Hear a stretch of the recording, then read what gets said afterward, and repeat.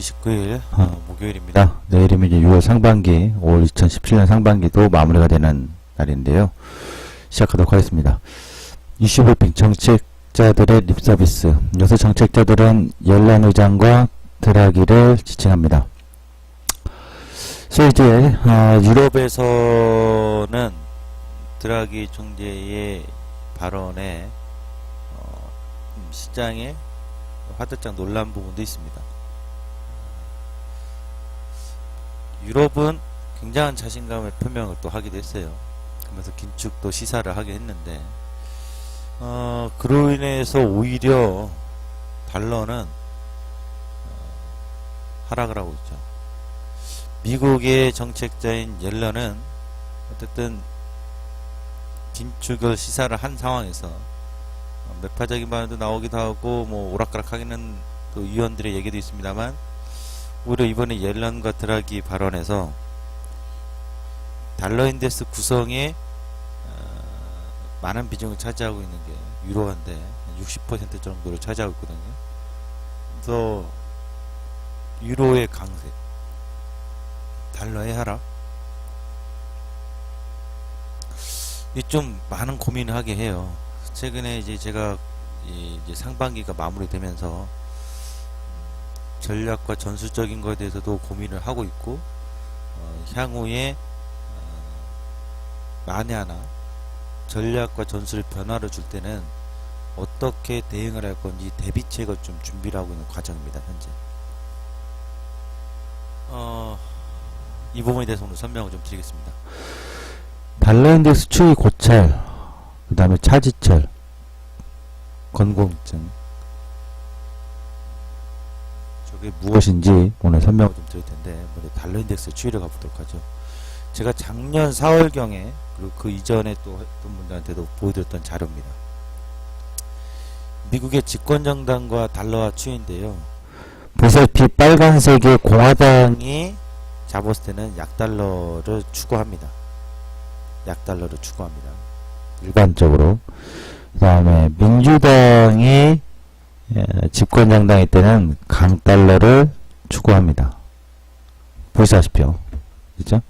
보시다시피 지미 카터 대통령일 때 강달러, 그 다음에 레이건과 부시 때 약달러, 클린턴 때 강달러, 부시 때 약달러, 오바마 때 강달러, 이번에 이제 트럼프잖아요. 트럼프의 집권정당일 때 약달러. 그래서 제가 그때 작년 2016년도 4월에 그리고 그 전에도 얘기해드렸습니다만, 이거는 이 자료는 아마 제가 제일 먼저 만든 게 2015년도에 만들었을 거예요. 그리고 2016년도에 또 한번 얘기해드렸는데, 정확히 2016년 4월 18일날 진짜 시장 방송에서 했던 것 같고요. 그 다음에 2015년도에도 얘기했는데 2015년도 정확히 기억이 나지 않아요. 그럼 제가 그때 당시 자료 그대로인데, 뭐 최근 달러 강세의 약세 전환 가능성, 엔화 강세, 미세한 현재적 이런 얘기했다고요. 여기서 또 하나 주목할 것은 달러 상승일 때 유가가 하락이요. 그럼 역으로 말하면 달러가 하락일 때 유가가 상승 나올 수 있다는 얘기잖아요. 그 고점에서 약세 전환 시기 급변한 리스크 발생이 생길 것이다 라고 했는데, 지금 보도록 하죠. 이 자료는 이 자료도 전년도에 활용했던 자료예요. 그대로 제가 발제를 해갖고 왔는데, 그럼 달러의 집권정당에 따라서 달라지고 있는 달러 추이는, 일단은 트럼프가 공화당이기 때문에 약달러의 정책이라는 것은 알겠습니다만, 이 상태에서 기준금리, 미국의 정책 기준금리에 따라서의 달러의 추이를 한번 살펴보면,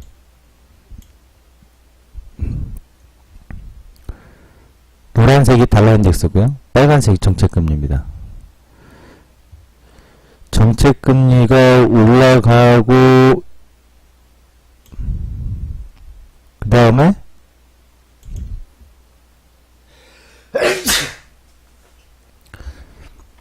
달러 인덱스는 오히려 빠졌다가 올라가고, 다시 정책금리가 올라가고 달러 인덱스도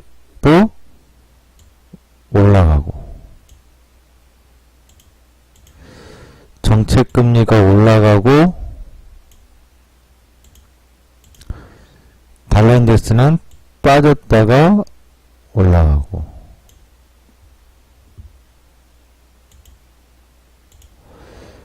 정책금리는 올라가고 달러 인덱스는 빠졌다가 올라가고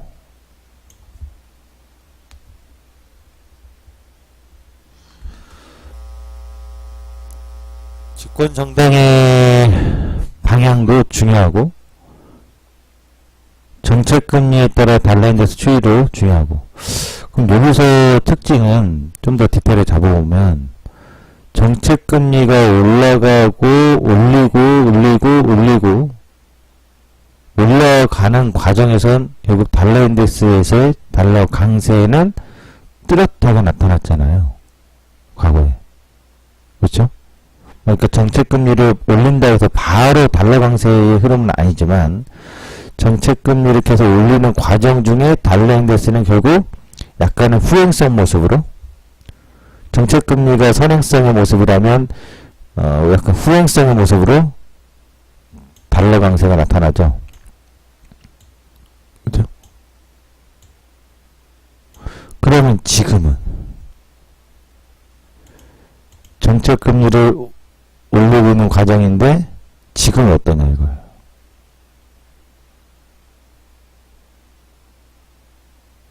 지금은 달러 인덱스가 올라갔다가 눌렀다 왔다 갔다 하다가 다시 눌러져 있거든요.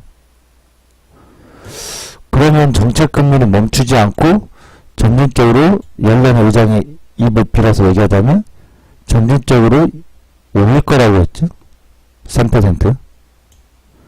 올라가는 거라고 본다면 달러 인덱스는 향후에 약세로 가더라도 다시 강세로 갈 가능성이 상당히 높다고 봐야 되는데 그러면 여기서 제가 고민이 나옵니다. 큰 틀의 전략이 지금 이제 신중하게 고민을 거듭하고 있고 만에 하나의 변화를 준다면 전략과 전술에 대비책을 마련해야 되겠죠. 그러니까 예를 들어서 마이너스가 난 것을 인정하고 청산을 하면 마이너스 났던 것만큼의 플러스를 확실하게 낼 수 있는 상품과 대응 종목이 있느냐 이걸 완벽하게 찾아내야 되겠죠. 그 5, 6월 달에 계속 작업을 했던 거고요. 지금도 하고 있는 과정이고 그러면 우선은 달러 인덱스 추이를 본다면 정책금리와 더불어서 약간의 후행성 모습은 달러 강세일 가능성이 높다라고 보는 거잖아요. 여기서 최고점일 때마다 그러니까 달러가 강세였다가 약세를 확 전환하는 순간 달러가 강세였다가 약세를 확 전환하는 순간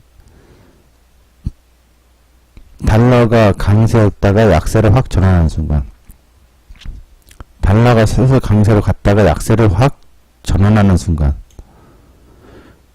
달러가 강세로 갔다가 약세를 확 전환하는 순간 뭐 다시 아시다시피 87년도 91년도 00년도 08년도 2011년도 전부 다 시장에 충격 파동을 줬었던 해입니다. 그래서 아까 그 집권정당 얘기할 때 달러의 최고점에서 하락 전환이 급하게 나올 때 리스크 발발이 나타난다라고 했던 거잖아요. 그러면 여기서 고민할 것은 제가 정책자들의 반대편에 서지 않고 정책자들의 흐름에 따라간다면 정책금리는 올리는 과정이니까 최대한 걔네들이 올릴 수 있는 때까지 뭐 옐런 의장 얘기로는 뭐 2년 안에 2년 6개월 안에 2년 정도 안에 긴축을 계속 하겠다. 목표 인플레이션에 도달할 수 있을 것이다 라고 했잖아요. 그렇다면은 정책금리를 올리는 과정이고, 달러 인덱스는 뭐 왔다 갔다 하더라도 다시 후행성 모습이라도 강세로 갈 것을 예상하고 간다면, 그러면 시장은 중간중간 하락 변동이 있더라도 결국 이 시점대까지는, 소위 말하면 이런 끝자락이 나올 때까지는 상승 배팅으로 전환해야 되는 건가? 이런 고민 해볼 수 있는 거죠. 그 다음에 지난달 5월달 초에 제가 보여줬던 달러 인덱스 과정입니다. 이때 당시에 삼각지 맥점을 그리면서 요 공간에서 왔다 갔다 힘이 있을 것입니다 했는데, 만일 이 99포인트를 이탈해버리면 추후 하락 시 시장 변동성이 확대될 수 있습니다 라고 했거든요. 다음 자를 보도록 하죠. 아까 이거는 일봉이고 이건 주봉입니다. 주봉 상폰이 그 자리를 이탈을 해버렸어요. 5월달 초부터 추가 하락이 어제까지. 그럼 지금 정책금리를 올렸던 시점인데, 달러 인덱스는 오히려 정책금리 올리는 순간에도 뭐 약세죠. 뚜렷한 강세가 아니라 등락을 하고 있는 거잖아요. 사실상 고점에서 전환점인데 리스크 발발은 없어요. 올해. 그렇다면 다시 고민해보는 건, 그럼 이 103.63이 달러의 최고점일까? 여기서 고민이 돼요. 최고점이라고 볼 수 있는 근거 중에 하나는 집권정당이 공화당이기 때문에 달러의 약세를 지속한다고 하면, 그럼 이 구간에서 리스크 발발이 나타날 텐데 왜 안 나타나지? 리스크 발발이 안 나타난다는 얘기면 결국 그 얘기는 역으로 저건 최고점이 아니야. 다시 정책금리가 계속 올라가는 동안에 달러 인덱스는 왔다리 갔다리 하더라도 다시 이 정고점을 돌파할 수 있을 거야. 이렇게 되면 또 말이 되거든요. 근데 집권정당이 공화당이기 때문에 헷갈린다고.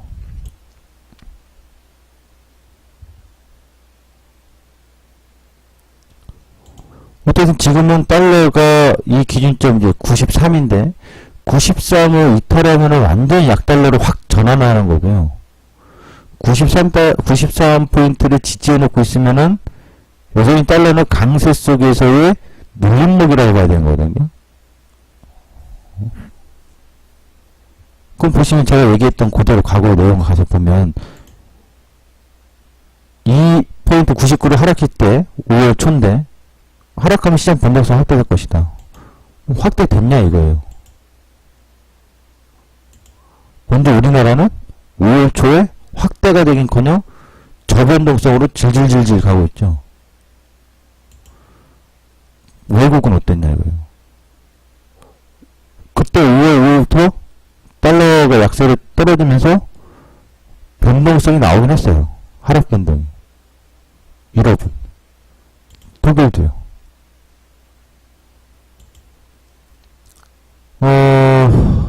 미국을 볼까요?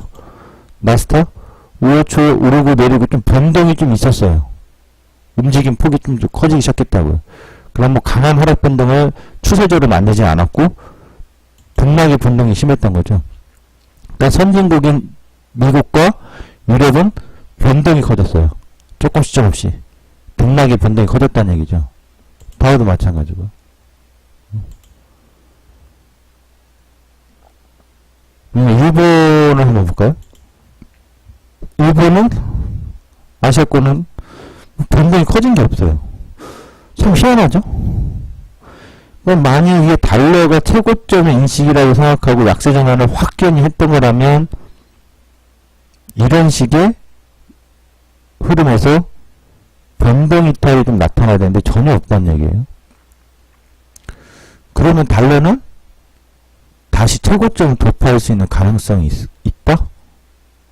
완전한 약세 전환이 아니다? 이렇게 봐줘야 되는 거 아니냐라는 고민을 해봐요. 다시 말하면 여기로 돌아오면 후행성식으로 정책금리가 더 지금이 끝난 시점에 정책금리 더 올려야 되는 시간이 있으니 더 올릴 때까지 달러 인덱스는 103을 찍고 왔다 갔다 하더라도 다시 올라가는 시기가 있다?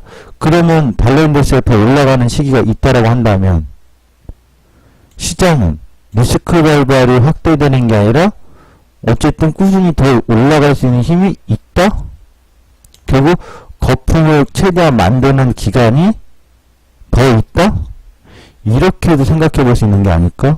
요즘은 그 고민을 해봐요. 아직 뚜렷한 건 아닙니다. 그럼 정책자들의 반대편에 서지 말아라. 서면 안 되죠. 그럼 저럴 경우에 나의 대비책은 뭐냐 이거예요. 만약 저런 경우로 본다면 기간적으로 본다면 올 뭐 하반기 7, 8, 9월 달에 좀 흔드는 관점이 나오더라도 그건 누른목이 되고 재상승을 하면 결국 내년 상반기까지는 내년 7, 8월 때까지는 또 살아있는 장이 된다. 이런 결론이 나올 수도 있다고요. 추정을 해보면. 그럴 경우에는 분명 나의 전략을 바꿔줘야 된다고요. 그때까지는 내가 보는 회계값이 명확하더라도 그 시간 비용과 그 기회 비용을 놓쳐서는 안 되겠죠. 그걸 고민하고 있는 겁니다. 그걸 지금 얘기하고 있는 거고요. 그러니까 이 달러 인덱스 추이가 상당히 중요한 거거든요. 여기서 보면 유로, 달러 유로인데요. 요즘은 유로화가 상당히 강해졌어요. 그러니까 오히려 유로 쪽에서는 자동차 판매도 유럽 쪽이 더 좋아졌고 유로의 경제 지표들이 상당히 좋아졌거든요. 그럼 유로의 경제 상황이 좋으면서 유로화의 강세. 근데 또 고민되는 건 달러는 유로 대비 약세인데 엔화 대비 엔화가 약세예요. 달러는 강세고.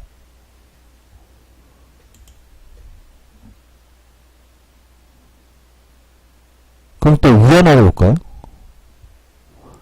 위안화는 오히려 최근 올해 들어서는 시장 인정이 개입을 통해서 위안화가 오히려 약세 구간을 계속 가다가 위안화가 강세예요. 그러니까 어떻게 보면 전 세계적으로 일본 정도 빼면 달러는 약세로 바뀌는 거예요. 이게 웃긴 거죠. 왜냐하면 미국의 정책 금리를 올리고 긴축을 하는 과정에서 달러가 강세로 가야 될 시기에 오히려 달러가 약세로 가고 있다라는 것, 이것을 두 가지 관점으로 고민할 수 있다고요. 어떻게? 바로 이렇게. 지속적인 달러 약세로 가는 거냐, 응? 아니면 정책 금리는 서서히 올라가는 과정에서 일시적인 달러 약세 거냐, 이런 식으로. 정책 금리는 올리고 있어요. 이렇게. 근데 달러는 강세로 가다가 약세로 눌렀다가 결국 강세로 가는 거. 그럼 지금 이때 당시 그 상황하고 비교해보자면 지금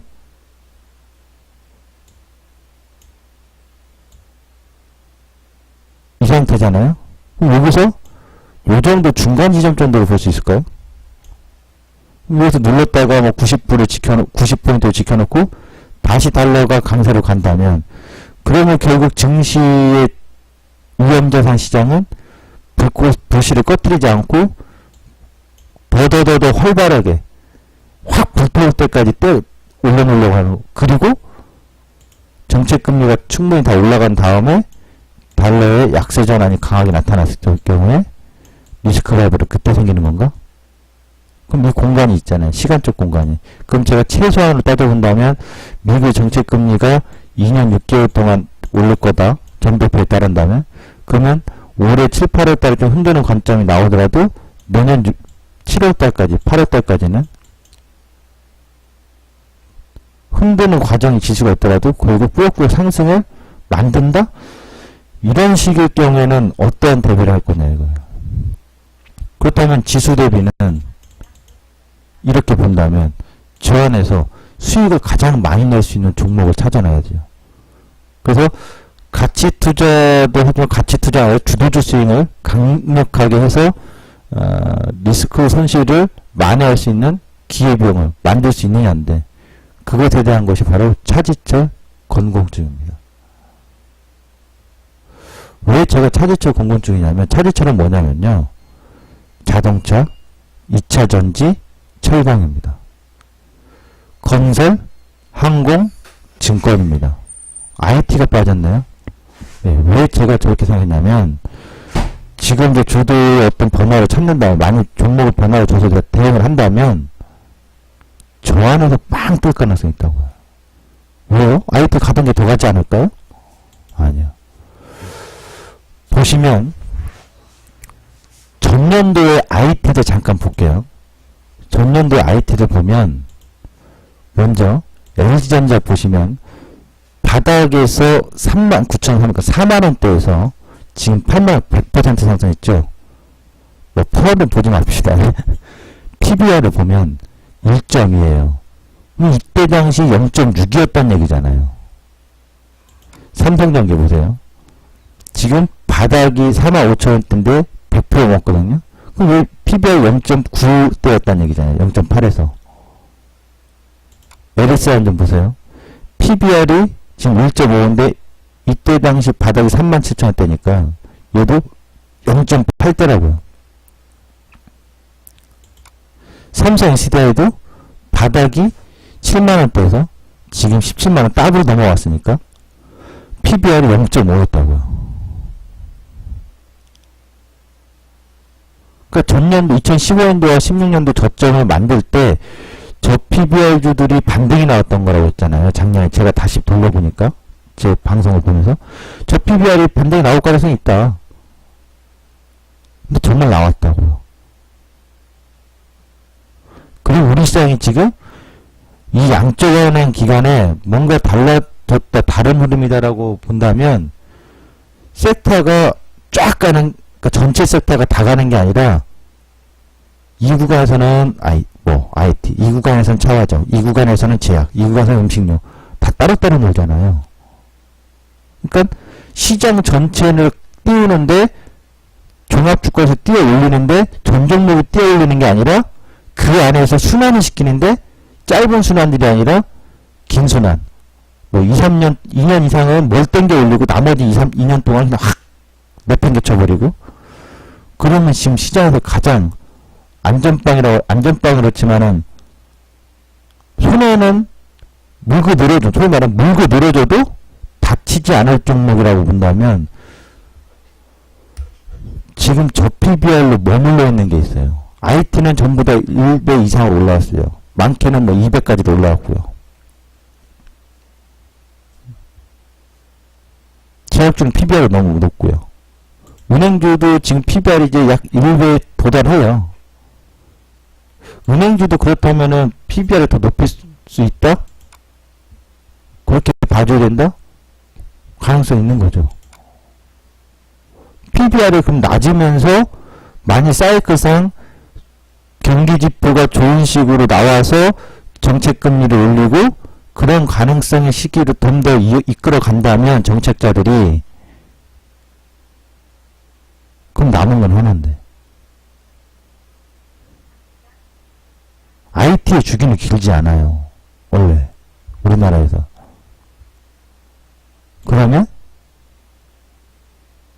지금 가장 저PBR로 있는 게 시장 지수를 못 따라가고 있는 게 철강이에요. 0.58, 0.51. 그럼 얘네들은 더블로 간다는 얘기거든. PBR 1배 이상을 올린다는 얘기면 지금자에서도 더블로 간다는 얘기예요. 과연 그럴까? 많이 지수를 올린다면 시장 정책자들이 더 끌고 가겠다고 한다면 자동차도 자동차는 매출은 증대했는데 영업이익이 좀 낮아졌는데 주가는 못 올라가고 있잖아요.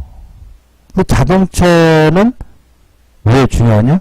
결국 경기가 계속 좋다고 호전이 된다라고 한다면 다시 증가할 거거든요.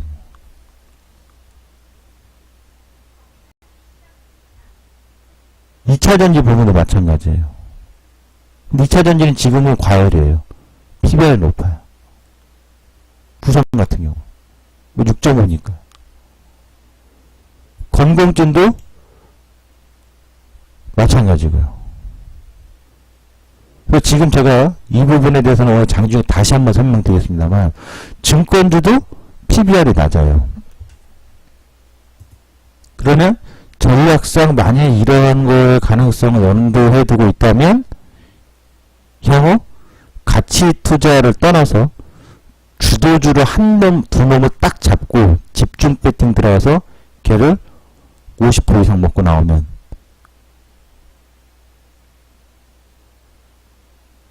그러면 점수의 변화를 줘도 해볼 만한 싸움이 되는 거겠죠.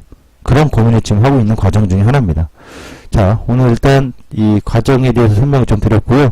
좀 더 자세한 얘기는 장중 다시 한번 브리핑을 통해서 설명을 드리도록 하겠습니다.